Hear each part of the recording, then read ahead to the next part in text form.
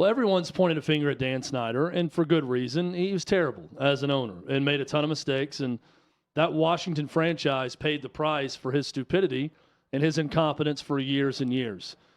Josh Harris's first role as Commanders owner, he's got a bunch of them, repairing a relationship with the fan base, with the city of D.C., with a lot of local government. There's a lot of things he needs to do.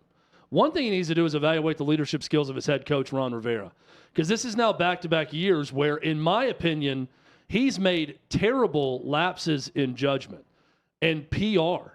A year ago, it was Jack Del Rio who said, and agree or disagree, he called what happened on January 6th a dust-up compared to riots that happened in the wake of the George Floyd death.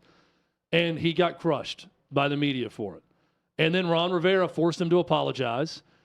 Jack Del Rio deleted his Twitter account. He apologized to the team. They moved forward. Everything was fine. And Ron Rivera fined him $100,000 for making that comment. But it said, I support free speech and the right to say whatever you want. But this was a distraction. He caused a problem with the team. And he caused a problem thinking, okay. He shared an unpopular opinion that many people have and have stated.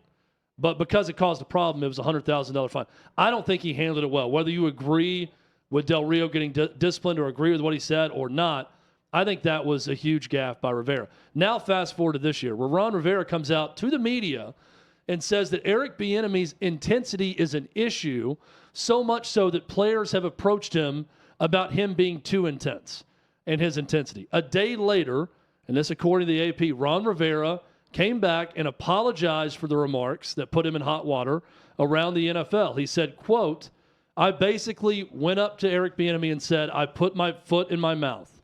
I think what I said wasn't as clear as it needed to be, and I think the understanding of it is just the fact that I think everybody is making, in my opinion, a little more than needs to be made of this.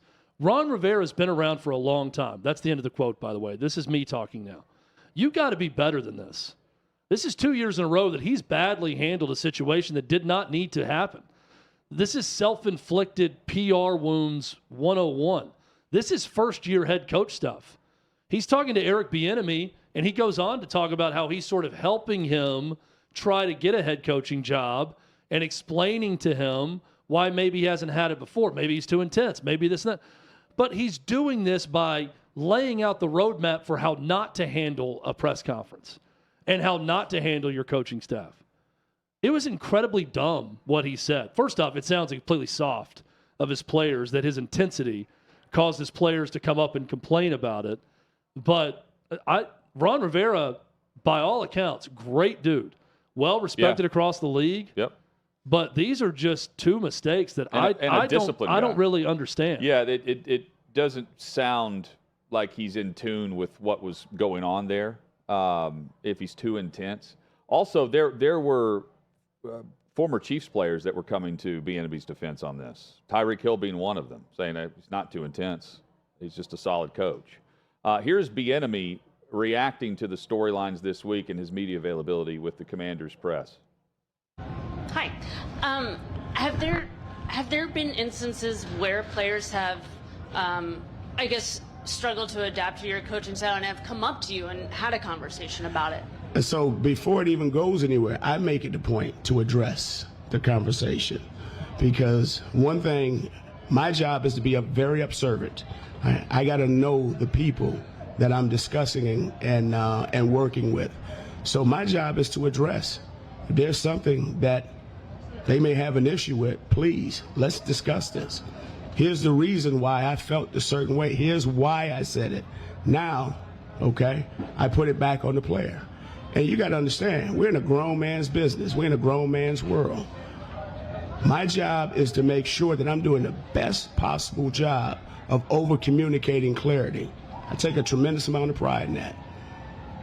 They also know when I'm getting on them, ain't nothing personal. What's personal is that I want us to win. I expect that particular player to be great at all times. I expect the effort to be a standard that's accepted by all of us. So when you're not reaching that, it's my job to address it. So sometimes they may like the highlights and the praise. But sometimes they may not like it. And I'm perfectly fine with that because that's my job. Because if I ain't doing my job, my ass get fired. So it's my job and my responsibility to make sure, and I'm getting our guys to do what I expect them to do. There's Eric Bieniemy speaking this week. And, Chad, when I heard that for the first time, when he says, if I don't do my job, I'm getting fired, I'm thinking, no, that would be Ron Rivera, and you'd be the interim head coach. Yeah. If Josh Harris wants to try that based on results of the season. And look, See, I watch that and I think, why is Eric Bieniemy, a guy who's widely known as a terrible interview that can't get a head coaching job because he's so bad at interviews, better at press conferences than Ron Rivera right now?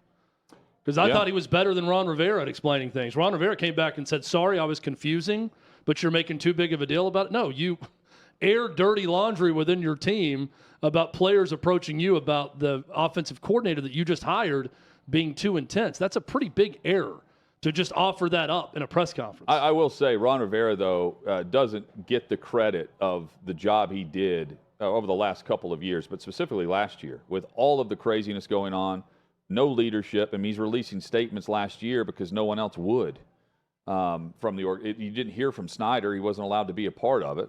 And his wife, quote unquote, is running the organization when it's clearly Snyder behind the scenes there too.